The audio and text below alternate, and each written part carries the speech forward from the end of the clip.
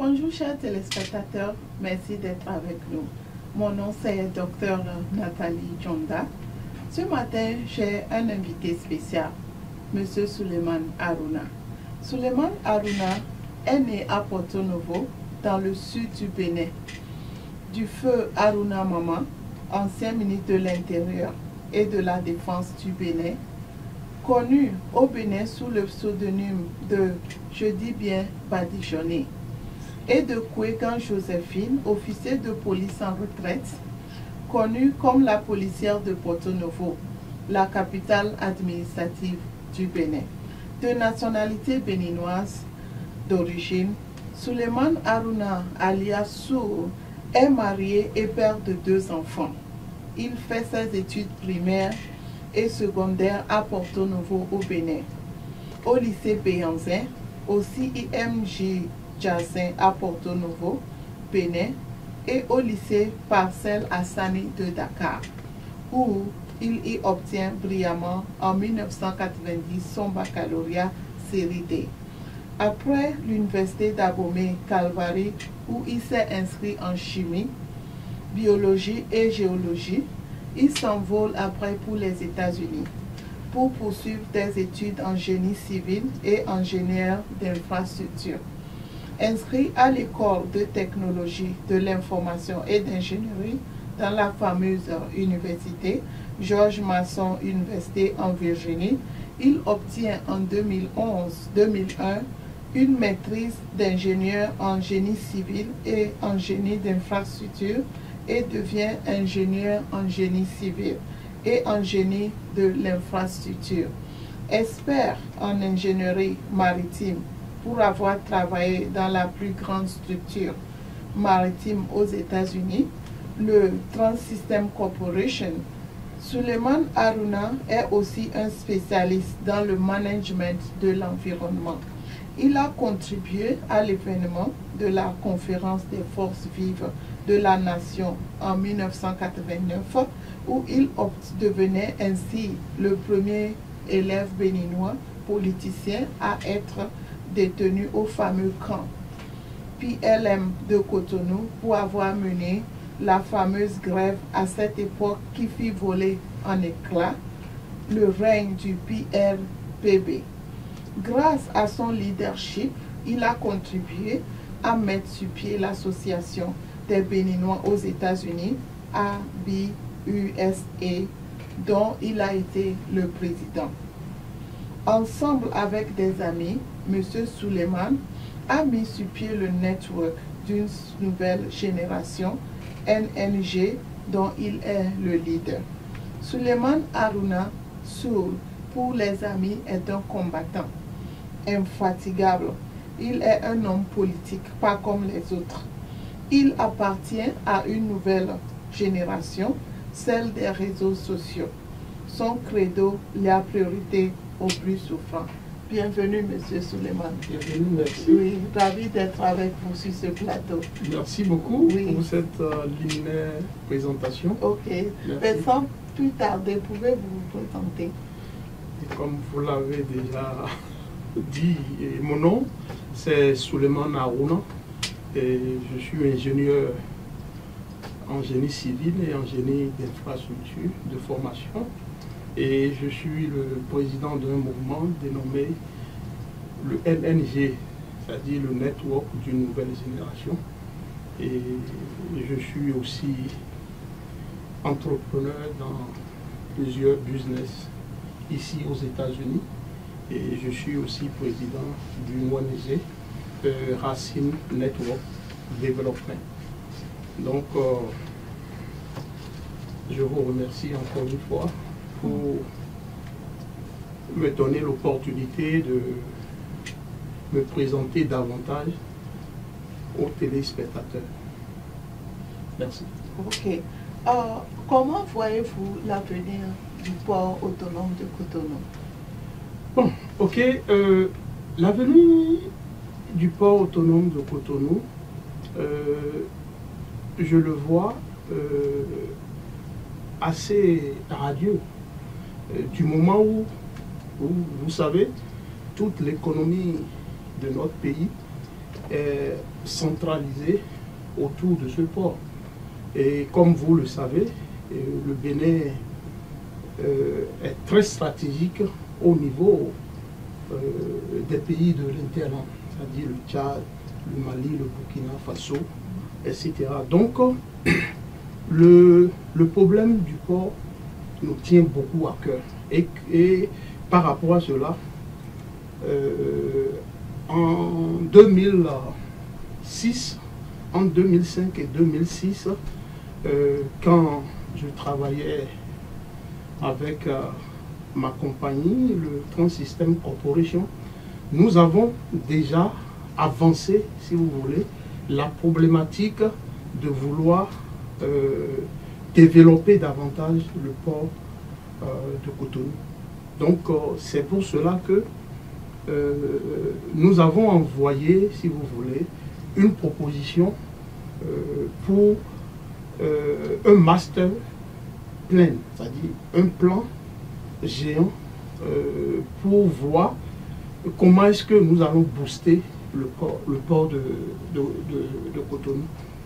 Donc, et parce que comme vous le savez, si vous voulez, le port c'est tout un ensemble. C'est une interdépendance de toutes les composants du système. Je veux parler du quai, je veux parler de la guélite, je veux parler des bateaux, je veux parler des chargements, des déchargements, etc., etc. Et comme vous le savez, le port de Cotonou est un port mixte avec une prédominance de ce qu'on appelle RoRo, c'est-à-dire le trafic des véhicules usagers. Donc, nous avons pensé qu'on ne peut pas seulement dire aujourd'hui que bon, nous allons développer le port de Cotonou, nous allons ajouter 2 quais, ou soit nous allons faire le prolongement du quai existant. Non, mais il faut qu'on fasse une simulation par rapport à ces composants dont je viens de vous parler. Et à cette époque, ma compagnie avait un programme unique. Donc, et nous avons proposé, si vous voulez, ce master plan au gouvernement d'alors. Et donc, pour pouvoir récolter les data, c'est-à-dire les paramètres existants, pour simuler tout le système et voir vraiment quelles composantes nous allons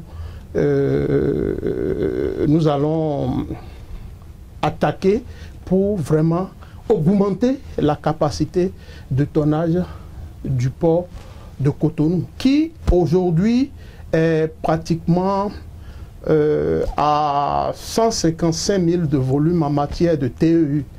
Je voyais donc avec un quai de 540 mètres. C'est-à-dire ce qui nous a amené à poser cette problématique, et aujourd'hui la réflexion continue, c'est qu'on ne comprend pas le port de Lomé a un quai de 500 mètres environ, et ils ont une capacité de tonnage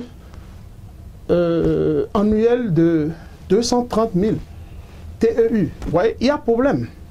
Donc il y a problème. Donc il faut qu'on puisse savoir quelle est la composante qu'on pourra vraiment simuler, pour vraiment essayer d'accroître la capacité en matière de TEU, qui est pratiquement l'unité de mesure portière en matière de conteneurs. Et donc, c'est un peu cette réflexion qui nous a amené à envoyer, si vous voulez, cette proposition au gouvernement dans le temps. Mais vous savez, il y avait Boui, c'est-à-dire le concessionnaire africain de la plupart des ports de l'Afrique de l'Ouest, qui était pratiquement dans un contexte de contrat avec le port du Bénin sur 25 ans. Donc, cette proposition n'a pas vraiment abouti. Et c'est un peu comment dirais-je, notre intérêt, si vous voulez, pour augmenter et développer le port a commencé et donc depuis 2005.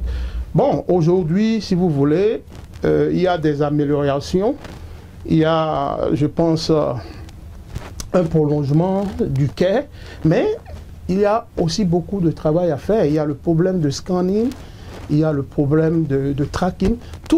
Tous ces facteurs, ce ne sont pas vraiment des problèmes parce que c'est des choses qui existent dans n'importe quel port. Mais le problème, je ne sais pas pourquoi au niveau du Bénin, il y a tellement des tollés sur des choses techniques, sur des choses très simples.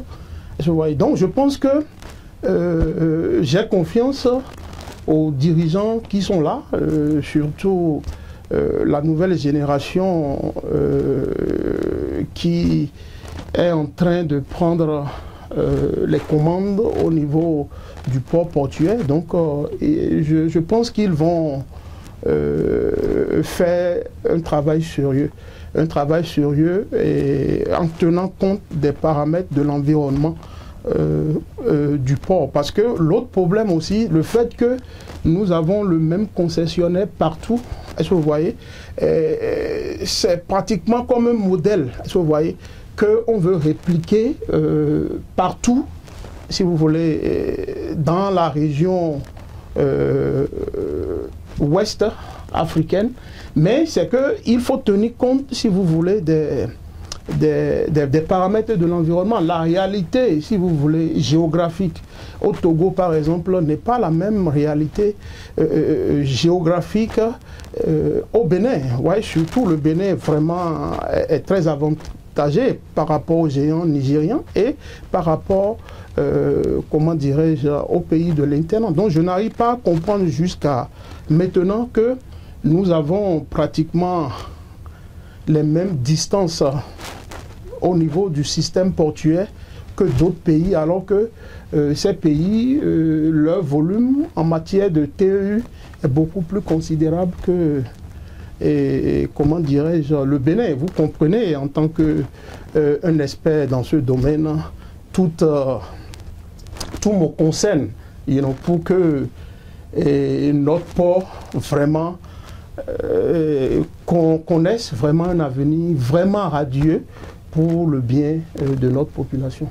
Je suis optimiste. Ok. Bon, quand on parle de la diaspora ici aux États-Unis, vous êtes comme un star, je peux le dire. Et vous pouvez nous dire pourquoi cette popularité et pour avoir marqué si autant la diaspora béninoise ici aux États-Unis? Non, non, star, vous êtes allé un peu très loin. Vous savez, il y a eu des aînés qui ont fait un travail excellent. C'est vrai, j'ai été président de cette association, de cette diaspora. Je n'ai pas travaillé seul, j'ai travaillé avec des amis, des compatriotes, et ensemble, nous avons eu le souci vraiment de donner une nouvelle vision, si vous voulez, à la diaspora. Donc nous avons fait beaucoup de choses, nous avons initié beaucoup de choses. Donc je ne vais pas vraiment prendre toute la part du lion ici. Donc c'était un travail de groupe. Bon, j'ai été le leader, mais c'était quand même un travail de groupe. Il y a beaucoup de choses qui n'ont pas été faites comme nous l'avons voulu, mais nous nous sommes battus, vraiment nous nous sommes battus pour cette diaspora et que nous aimons vraiment de notre cœur. Ok. Vous avez souvent été très critique à l'encontre de l'ancien ambassadeur ici aux États-Unis, M. Cyril Auquin. Pouvez-vous nous expliquer les raisons de ce bras de fer? Non, oui. Bon, d'abord, il faut que je clarifie ça aujourd'hui, parce que je n'ai jamais eu un problème personnel avec l'ambassadeur. Partant, l'ancien ambassadeur Cyril Auquin. Et vous savez, je suis quelqu'un, l'injustice me donne de la démangeaison. Vous voyez, je ne peux pas rester muet quand il y a une injustice. Donc, je suis pour la vérité. Et vous savez, la personne qui parle, qui dénonce, vous voyez, c'est cette personne-là qu'on critique beaucoup. Vous voyez. Donc, au fait, mes critiques à l'endroit de l'ancien ambassadeur étaient pour moi des critiques légitimes. J'étais pratiquement le représentant de toute la muette et qui pensait comme moi, mais il fallait quelqu'un, une résonance pour essayer de réveiller les consciences. C'est ce que je faisais, et vous voyez, à travers des emails, à travers des lettres ouvertes, etc., à l'encontre de l'ambassadeur. Donc je criais contre une injustice, je criais contre une discrimination. Je peux vous donner par exemple un exemple vivant. La maison de l'ambassade par exemple est octroyée à un groupe de compatriotes au détriment d'un autre groupe. Vous voyez. Donc c'est ces gens, si vous voulez, de fait que je dénonçais. Est-ce que vous voyez? J'avais aussi écrit une lettre ouverte à l'encontre de l'ambassadeur où je lui disais que on n'avait pas besoin vraiment de l'argent de Cotonou pour vraiment fêter le cinquantenaire béninois à son juste titre, est-ce que vous voyez? Et que nous qui sommes ici, au niveau de la diaspora, nous pouvons initier un fundraising et vraiment, comment dirais-je, fêter la fête. Et c'est comme ça, les États-Unis, c'est l'expérience américaine, c'est le support, c'est le fundraising. Et il y a de bonnes volontés et qui s'étaient annoncées vraiment pour contribuer pour que la fête soit vraiment une très bonne fête, je voyais. Mais l'ambassadeur à cette époque n'a pas vraiment voulu mouiller le maillot, comme on le dit, pour qu'on puisse vraiment fêter sans attendre l'argent de Cotonou. Vous voyez, donc c'est un peu dans ce contexte, j'allais dire, que je dénonçais, je voyais. Et je dénonçais et j'écrivais par les réseaux sociaux, ce qui n'était pas normal, dans l'intention, si vous voulez, de corriger les choses. Vous voyez. Donc, c'est un peu, si vous voulez, ce que vous appelez le bras de fer, et ce que j'appelle au fait le rappel, si vous voulez, à l'ordre des choses. Mais pourquoi la diaspora béninoise aux États-Unis est tant désorganisée? Normalement, il devait censé donner l'exemple. Il tâtonne, on ne comprend pas. Il devait donner l'exemple. Pouvez-vous m'expliquer à peu près ce que vous en pensez? Oui, ouais, le tâtonnement de la diaspora béninoise aux USA n'est pas, ou soit ne serait pas tributaire, si vous voulez, des hommes. Je pense que tout Béninois ici aux États-Unis est très motivé pour vraiment participer à l'essor de développement de son pays. Mais vous voyez, quand les dirigeants n'ont pas la même vision, ne vous donnent pas l'opportunité de faire quelque chose, c'est difficile. Est-ce que vous voyez? Parce que la raison, selon moi, je pense qu'il faudrait qu'on transcende ce que nous appelons la béninoiserie. Est-ce que vous voyez? C'est qu'on se sent, comment dirais-je, un peu exposé, comme on le dit en anglais, insécure, pour ne pas associer des personnes compétentes, si vous voulez, pour vraiment participer à l'édifice du développement de son pays. C'est pas possible qu'ici aux États-Unis, on a presque toutes les grandes institutions, le FMI, la Banque mondiale, l'USAID, etc., etc. Mais voici une diaspora béninoise qui n'est pas à sa hauteur. Pourquoi? Je vois. Parce que on se dit que, bon, voilà, si Monsieur Jacques, du FMI, amène son projet et il est pratiquement promoteur de ce projet et par rapport, comment dire, à son background, donc ce dernier sera beaucoup plus vu au pays. Donc il peut vraiment prendre ma place. C'est ça, je vous dis ça flat. Donc on n'a aucune ambition, si vous voulez, de traiter avec ces personnes. Parce qu'on est insécure. Donc, et c'est ça que, c'est ce qui s'est passé tout le temps au niveau de la diaspora béninoise aux USA. Donc, à telle enseigne qu'on préférait faire un peu du folklore et un peu, pas la vraie face, si vous voulez, des leaders ici aux États-Unis, pas la vraie face de ceux qui peuvent vraiment faire le travail. Mais on préfère, si vous voulez, collaborer avec des gens qui ne peuvent pas être représentatifs et qui peuvent chanter, ou j'aime toujours cette expression, ou charmer, si vous voulez, les dirigeants là-bas, pourvu qu'ils rentrent dans leur vision de faire plaire aux dirigeants au pays. Donc c'est ça qui fait que toute la diaspora béninoise ici était prise en otage. C'est pourquoi vous ne voyez pas une diaspora, une élite en matière de diaspora. Parce que c'est la béninoiserie, si vous voulez, qui se passait. On étouffait les bonnes initiatives. On n'associait pas. Est-ce que vous voyez? Les bras n'étaient pas ouverts pour faire la promotion des cadres, du FMI, des grandes institutions, des entrepreneurs ici. C'est ça le problème. Les calculs politiques, la ruse, ont primé, si vous voulez, sur la réalité et sur les vraies personnes qui peuvent articuler cette diaspora. C'est ça, aujourd'hui, docteur Nathalie, la réalité qui fait que cette diaspora balbutie. Et Dieu merci que nos combats sont en train de porter des fruits.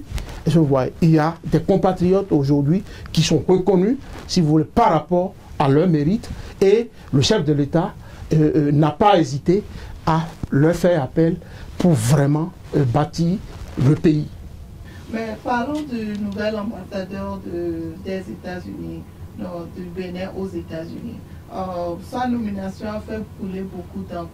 Mais vous pouvez, quelles sont vos impressions, puisqu'il n'était pas diplomate à l'origine?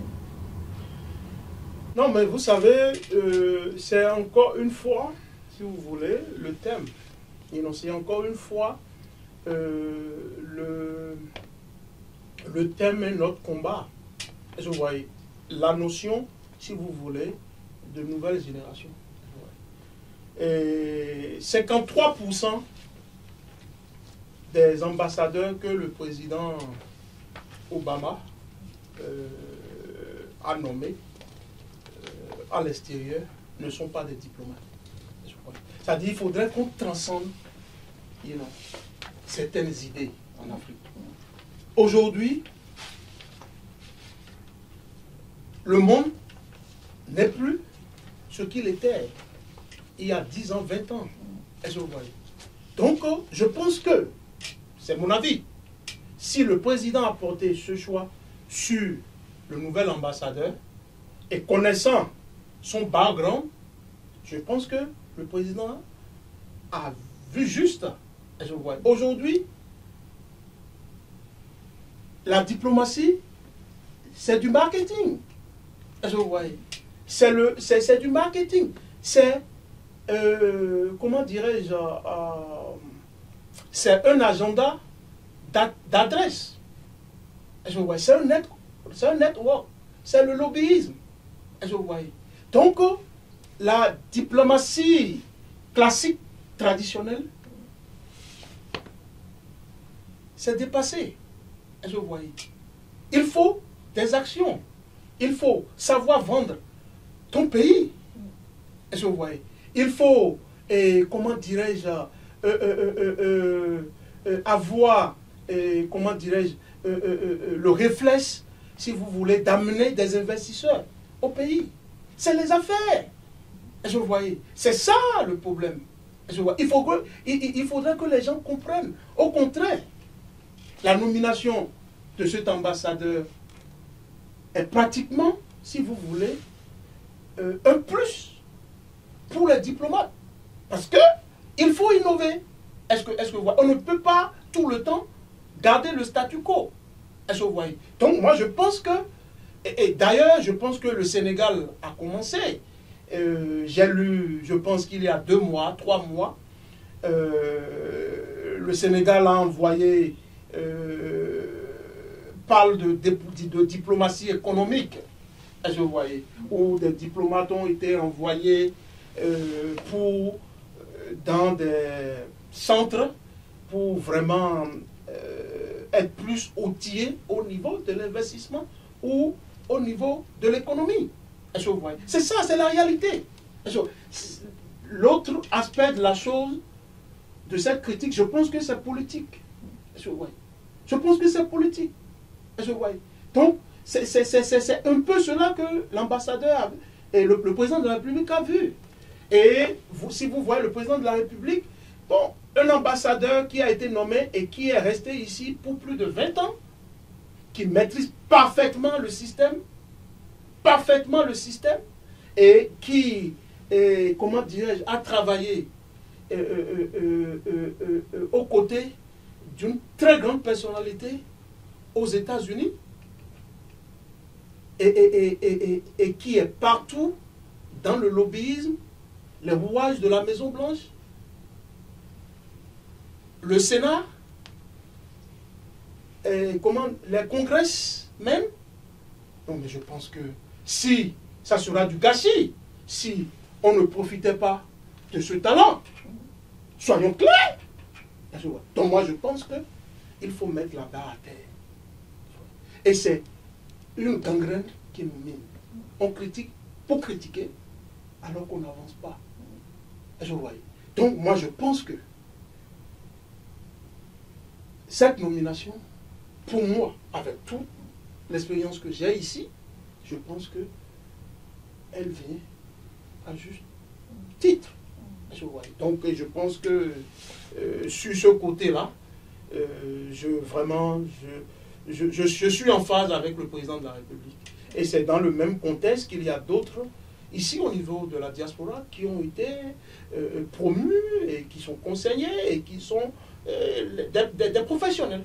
Il faut que les gens comprennent aujourd'hui que la diplomatie traditionnelle, classique, n'est plus à l'ordre du jour.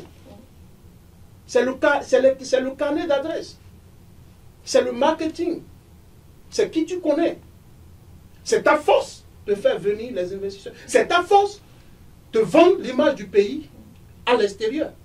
C'est le lobbyisme. Donc moi je pense que, et c'est ce que je dis, c'est tout tourne autour du thème que nous développons. Le network d'une nouvelle génération. Le bénéfice d'une nouvelle génération. Tout tourne autour de ce thème. Les dons ont changé. Nous sommes allés, nous sommes outillés différemment. Notre expérience est différente. Et c'est le contexte, le nouveau contexte. On n'a pas le choix. Donc, il faudrait qu'on danse au même rythme que ces nouvelles technologies. Donc, je demande à mes compatriotes diplomates de mettre la barre à terre et vraiment de collaborer et de comprendre que ce n'est pas parce qu'on est diplomate qu'il faut nécessairement être ambassadeur. Nous sommes dans un pays très grand ici et j'ai même entendu qu'il y a une nouvelle nomination en cours au niveau de la Maison-Blanche cette personne ne sera pas diplomate. Elle est responsable d'un grand magazine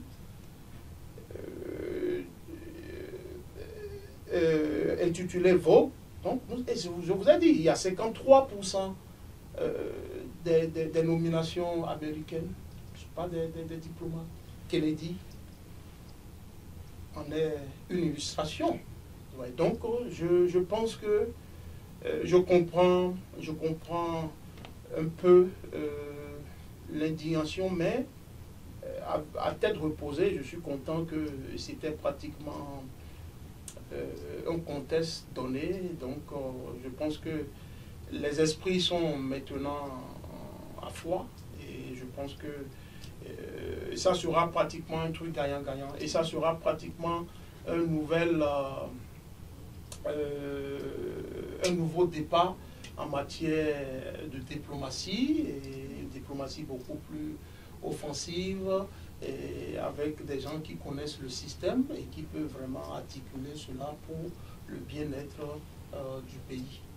Donc c'est un peu ce que je peux dire sur ce volet. Ok. Le président Yahya Boni a l'intention de réviser la constitution du Bénin sans toucher aux fondamentaux. Par exemple, en particulier le mandat présidentiel. Bien qu'il a juré à la fin de son mandat, la plupart des Béninois ne veulent pas voir leur constitution touchée d'une seule virgule, s'il vous plaît. Après, pourtant, il l'a clamé devant ses pairs africains, même devant le président Obama, et même devant le pape. Alors, pourquoi tout ce scepticisme? Non, mais je pense que le président Yahya Boni est un président très passionné, et je crois, c'est le père de la nation. Et je pense que sur ce volet de la question, malgré des vérités en ce qui concerne la réédition des comptes, le caractère constitutionnaliste de la Sénat par exemple, donc je pense qu'il a raison sur ces points. Mais le problème, et je l'avais déjà dit, le problème que cela a avec moi par exemple, c'est pratiquement le timing, comme on le dit en anglais, n'est pas favorable pour cette modification de la Constitution. Pourquoi?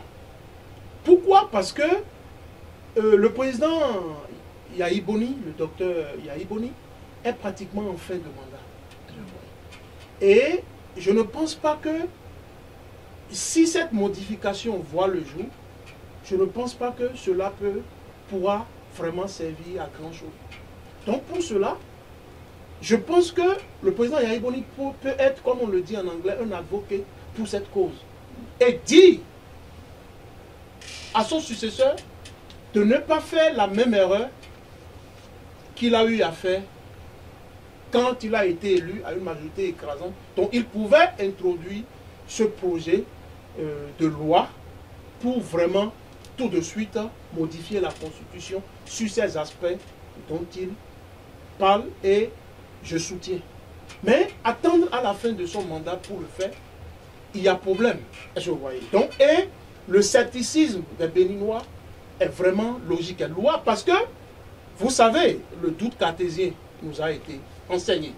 Je voyais. Et c'est une démarche démocratique parce qu'on ne peut pas tout de suite croire à ce que ton frère, Pierre, etc.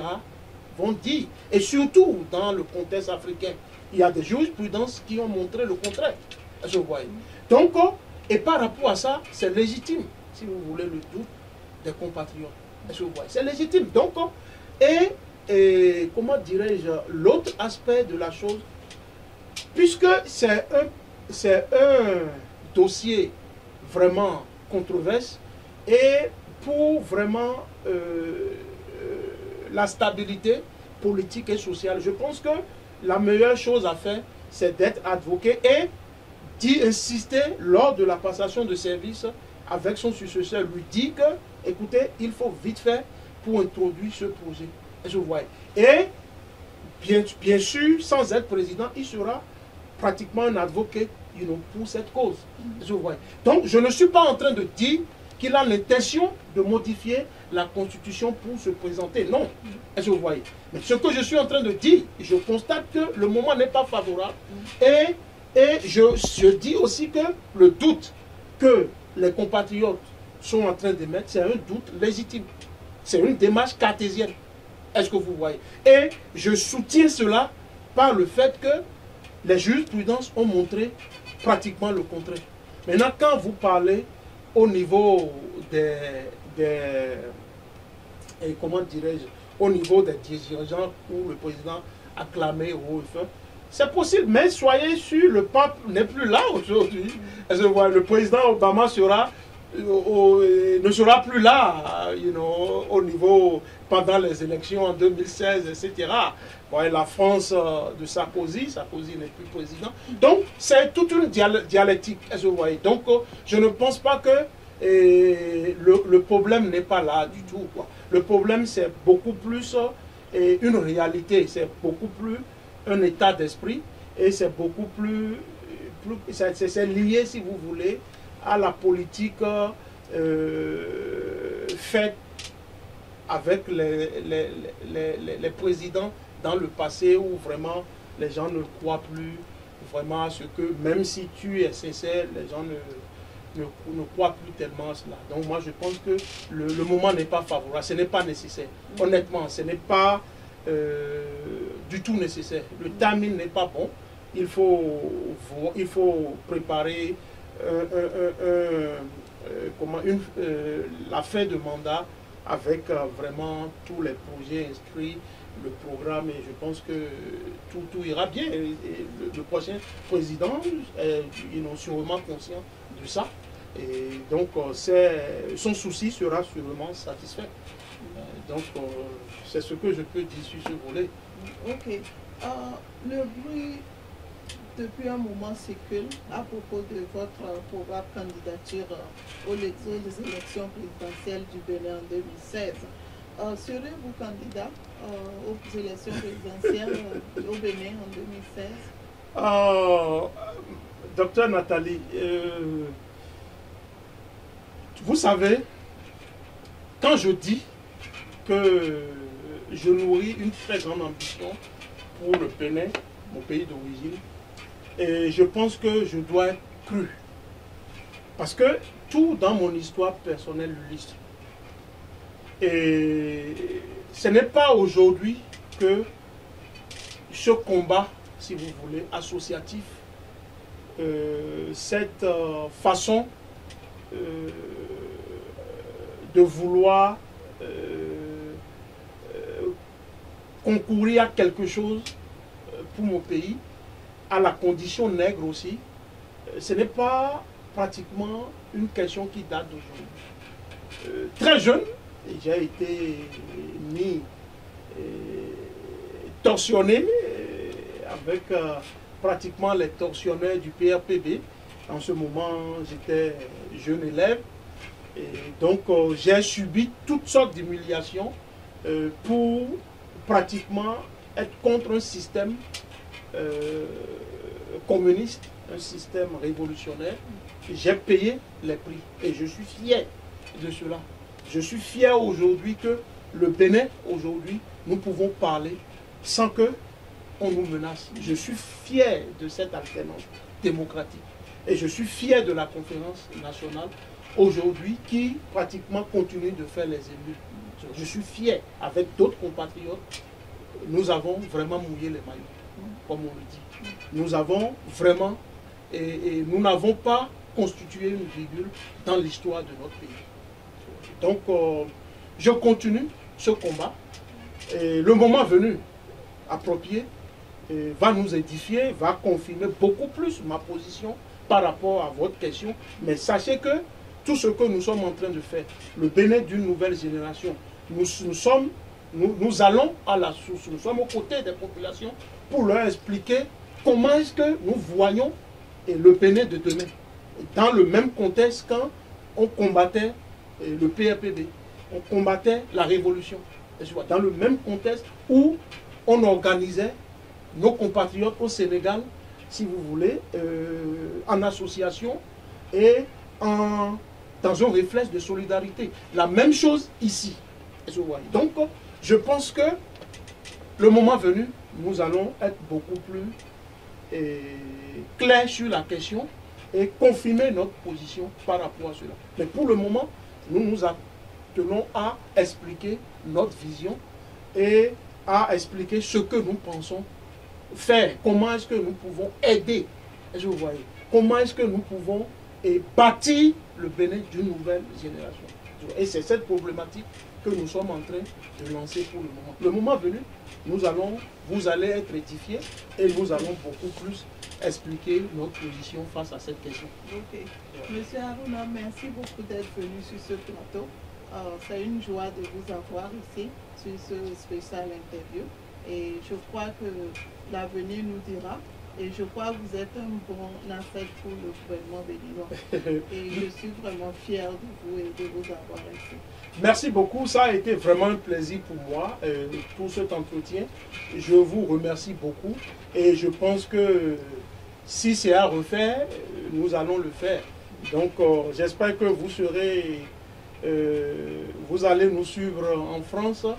Et mois septembre, octobre pour la seconde étape, parce que la seconde étape sera la France. Et donc, vraiment, ça nous fait plaisir.